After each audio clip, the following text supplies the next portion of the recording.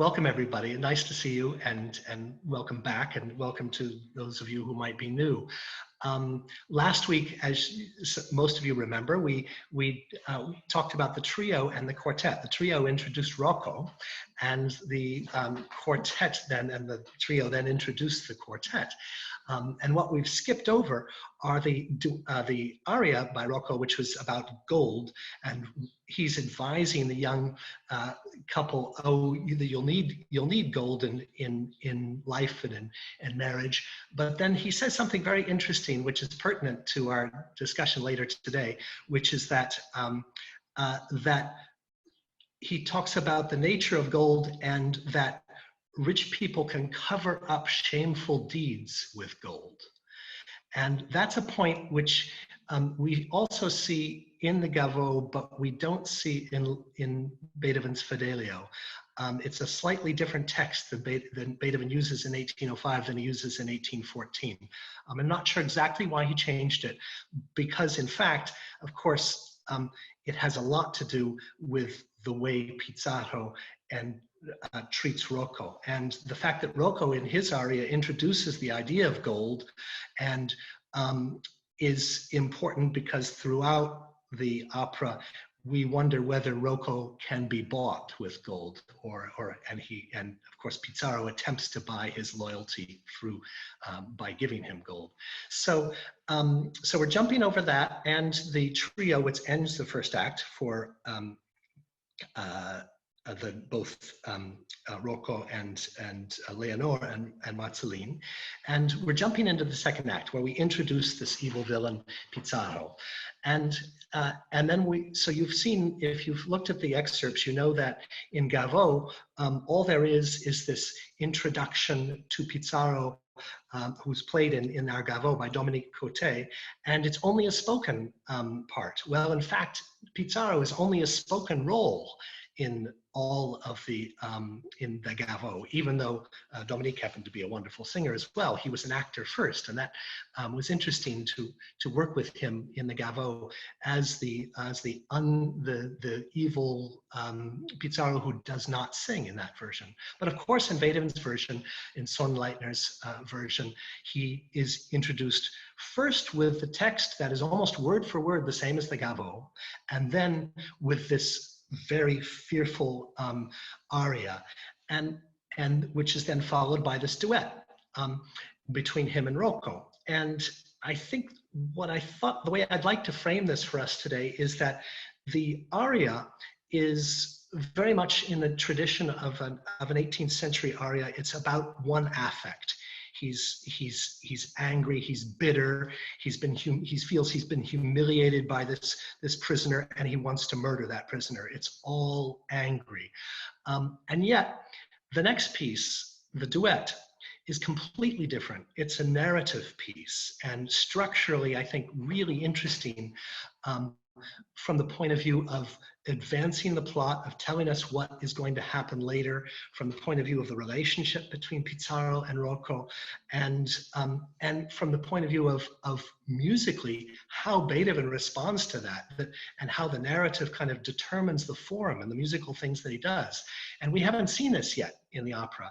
And so I think that I thought it would be really neat to have Matthew and Stephen talk about that duet. Let's first, Matthew, he can introduce his own character and his aria a bit, but then have Matthew and Stephen could then review how his character entered in the trio, and then how he enters in this scene.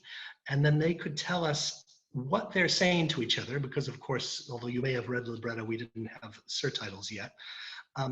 And then we can talk about how Beethoven does that.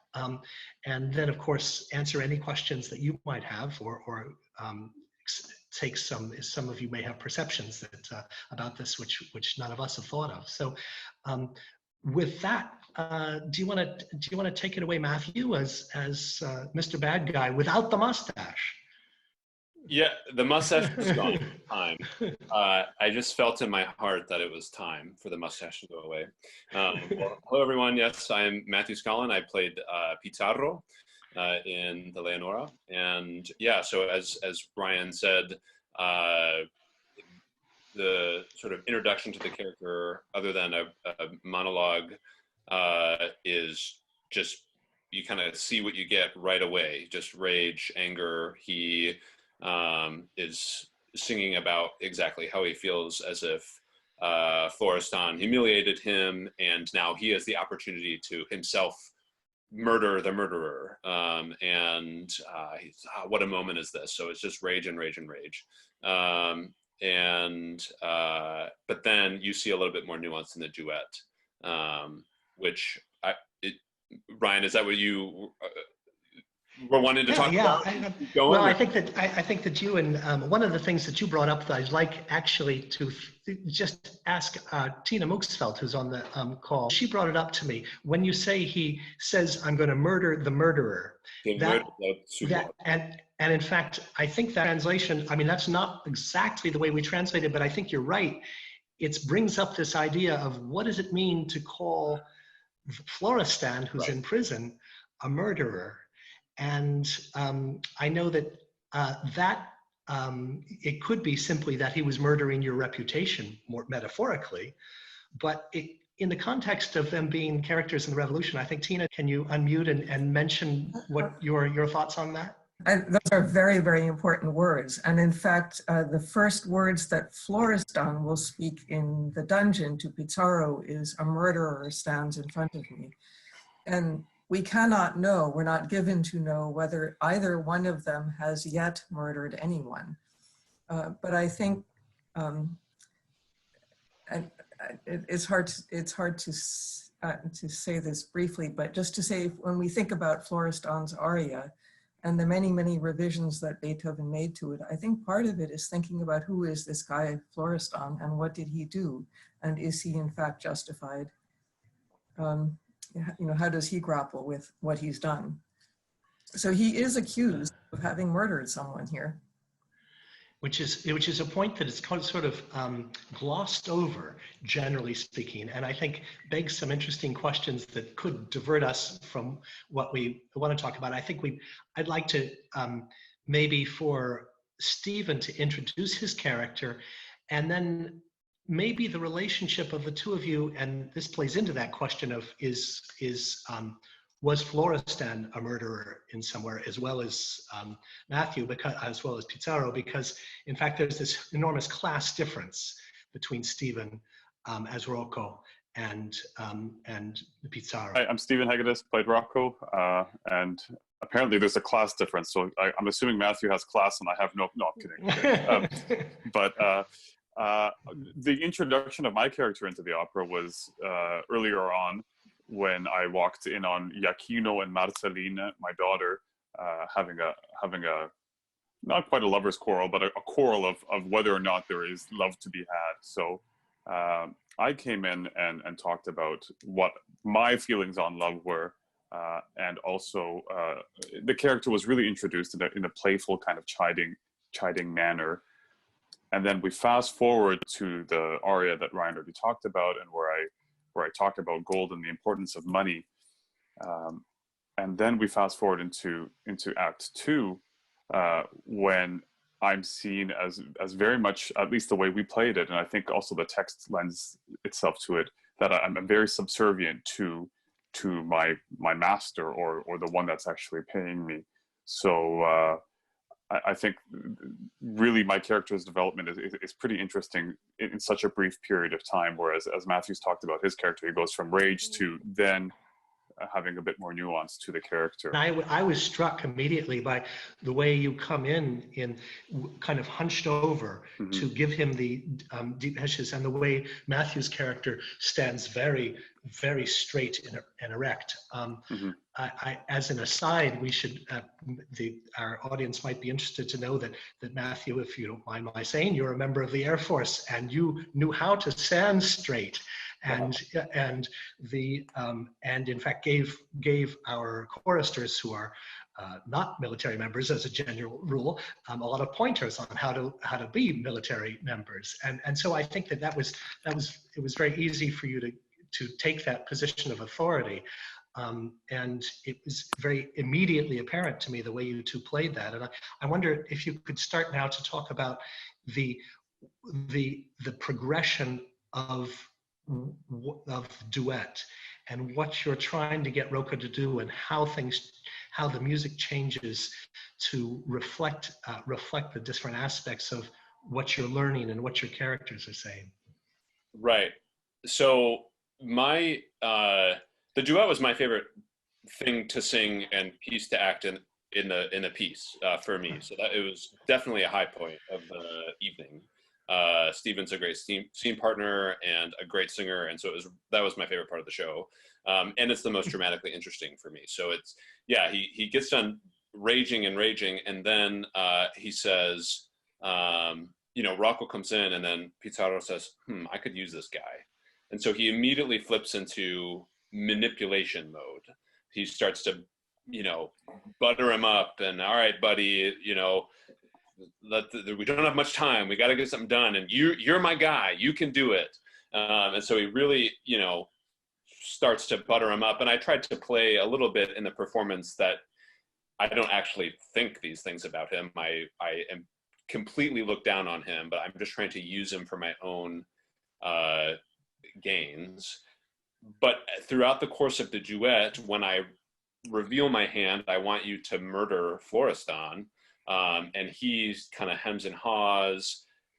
That's when my true colors are sort of shown, and I revert back to I'm the angry villain, and I'm going to make you do it no matter what. So instead of then trying to manipulate, he just assumes that power role again. And it's interesting how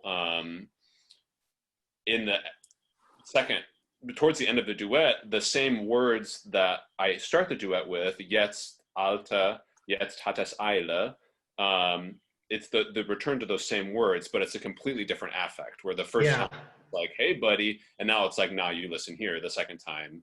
And the music underneath you uses the same music, because your opening music, which is so threatening, you know, yum bum ch, ba bum bum, ba bum bum, and then suddenly it ends, and you turn to that, as you say, you know, then we hear the winds go ya bum ba bum, and you pretend I'm nice to you, Rocco, and I'm a nice guy, but we know you're not. But that part doesn't come back when that little threatening part does come back under those words. Jetzt, he says, now, old man. And I think, whereas the text gives a little opportunity for a sort of recapitulation, the form, which would be a standard aria form, that's only a hint, and it's not a recapitulation at all, right? Such, Yeah, I will say I was very grateful to Beethoven, just as a little side note, having learned and memorized the role in 5 days. The little musical cues were very helpful in reminding me, like, oh, right, angry music. I'm angry right now. Okay, great.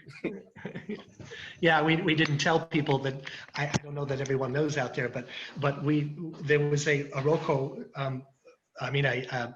our Pizarro originally hired was a German singer who was sick before COVID, and we kept thinking, oh, is he going to make it this week? We can put off rehearsal a bit. When we realized that there was no way to make it, I spent my so-called day off on the phone finding out who could do this. We were so lucky to have Matthew be able to step in and be so close and do such an amazing job.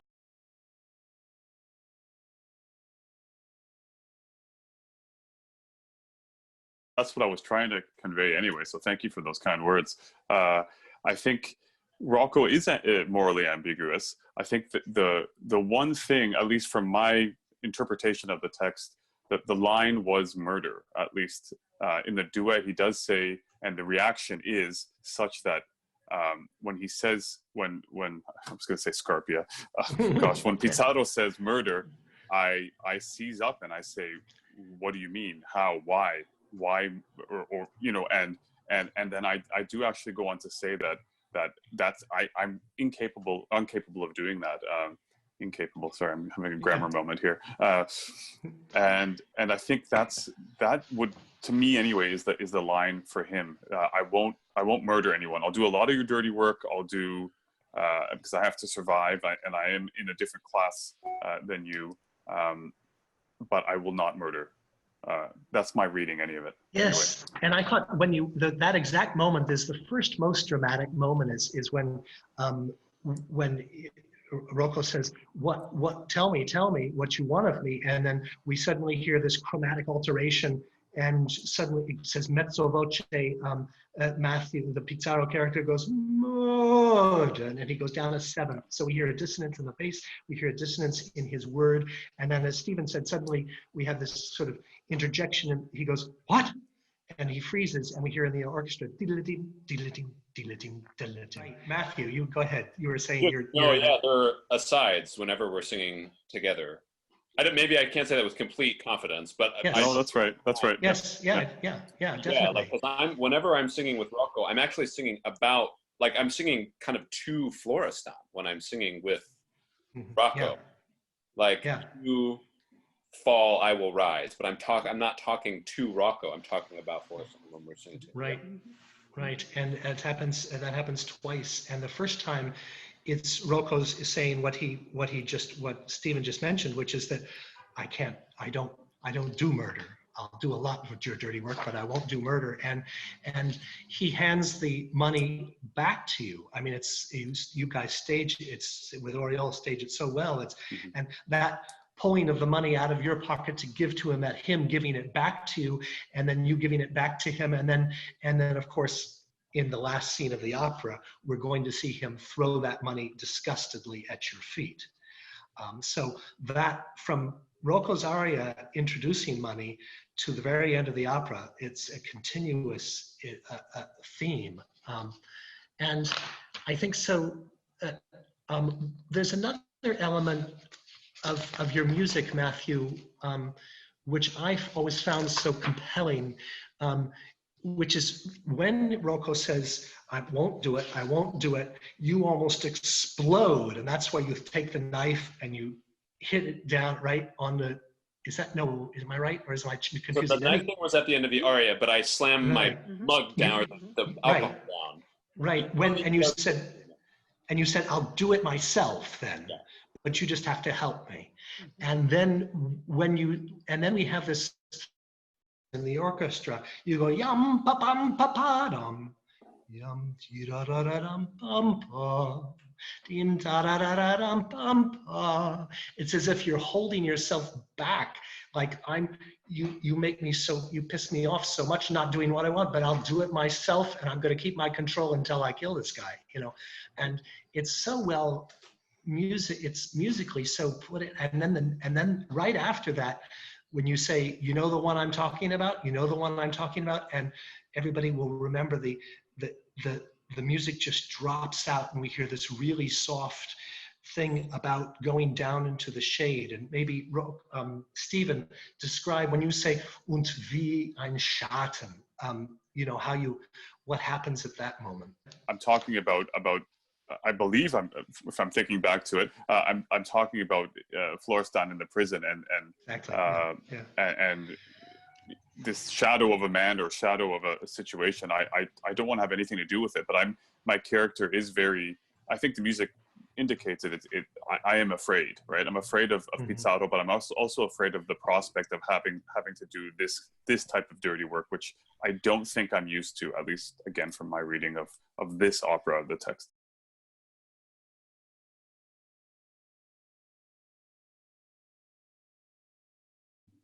Well, I think the interesting thing about the librettist for the Bouilly, after whom Sonnleitner, he copied most everything, was of course an administrator during the French Revolution who probably had blood on his hands himself. And so and might have actually ordered the death or execution of people. So he might be someone who understood and felt in the middle of this terrible situation, and understood what it was like to be on both sides of, as so many people in the French Revolution who were one day up and the next day down were. So I think that's a very pertinent question.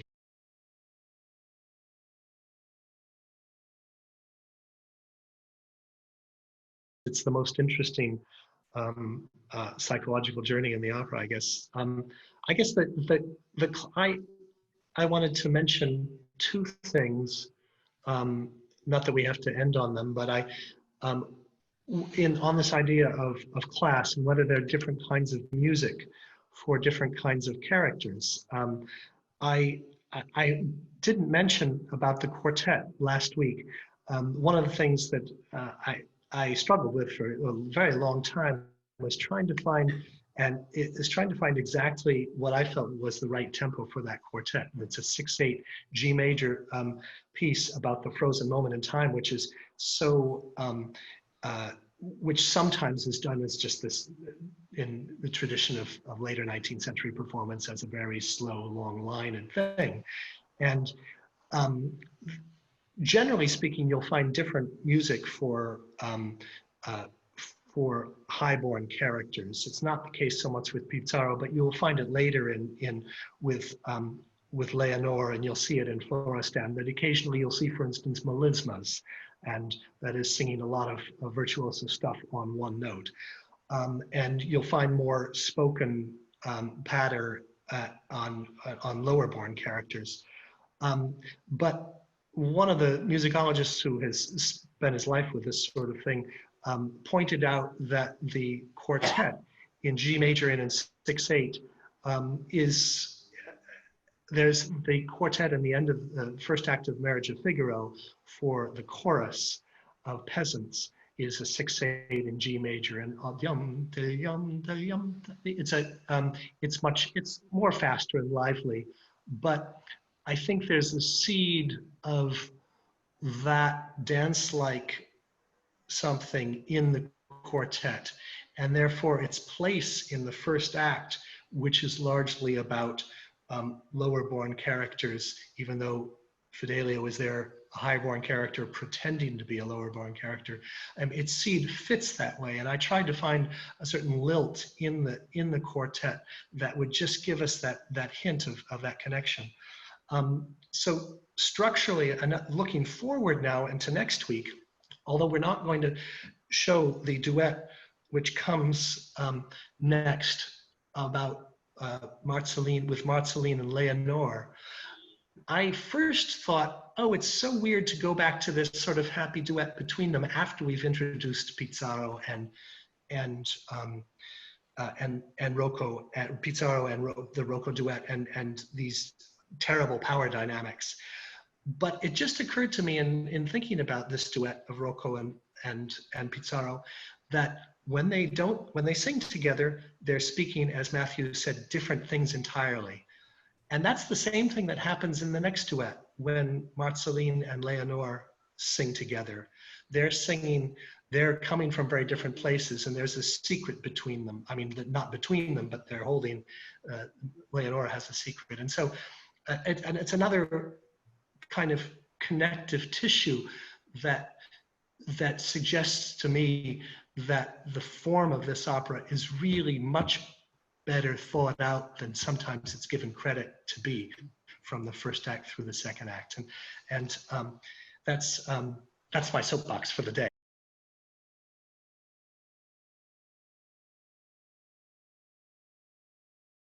I struggled with. I used Marceline Pascal as a guinea pig once. About a year before we all got together rehearsal, I said, will you come, since you start this quartet, can you come and work on this with me just to see how fast or how slow does it need to go? And I think Stephen will probably tell you that it was not always the same tempo in our rehearsals, but we were trying to find just that groove. And I think actually in this particular performance, it's why I chose the movement to come from that evening. We had 2 evenings to choose from for these, and it's why I chose, because I thought we got it.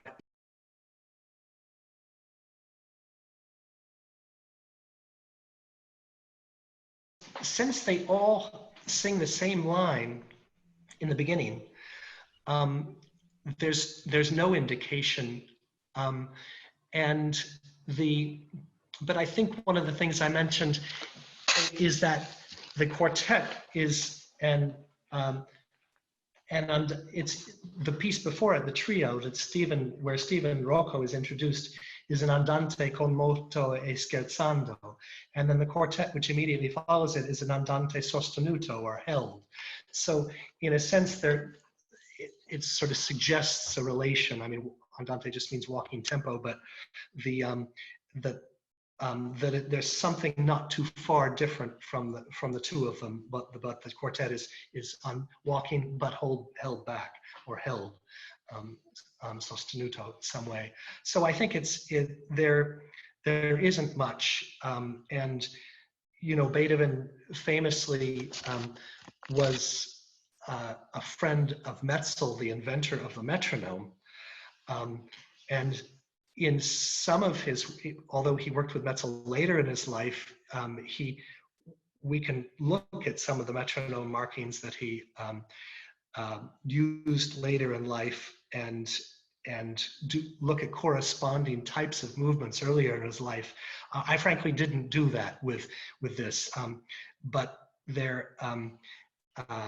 And Beethoven, sometimes his tempos are very surprising, both on the fast and the slow side. So I can't claim to have that it is the tempo. It was the tempo that worked for our conception of this piece. How sort of perfectly the music and the drama sort of meshed. I thought it was just a really terrifically written scene, and when we locked in the tempi and the dramatic intent and all, it just, I feel like, created a really well-crafted scene that was really fun to play. Yeah, agreed, absolutely, yeah. I don't have much more to add than that, yeah. There was a spot just where we were about to get to when we were describing the music there. Suddenly the piece actually goes into a recit. It says recit, and it's only about 5 or 6 measures. Well, it's 10 measures where Matthew says, all right, and then, do you understand? What do you say at that moment exactly, Matthew? So I basically lay out the plan. Like, right. you go see him in the cistern, I'll be in the distance, and shoot, again, you give me a sign, and I'll come in, and then vermummt, you'll come in hidden, and then you'll do, Einstoss, yeah, which is the blow, yeah. And then yum bum, yeah, bum, right. Yum bum bum bum, and the actually that's, and you do that twice, so we essentially see a scene that doesn't happen until the second act. It's an anticipation of what happens in the quartet in the second act, which is also another piece which, rather than being an aria about certain feelings, it pushes like recitatives used to do in the last, in the last century. It pushes the action forward, but right. With music. Right. So. And actually that moment, just after you say Einstoss, and as if you're pretending you're about to murder him, and then we hear yum bum bum bum, is a motif which comes back in the finale of the Act 2, where Rocco and Leonore are talking about things as well.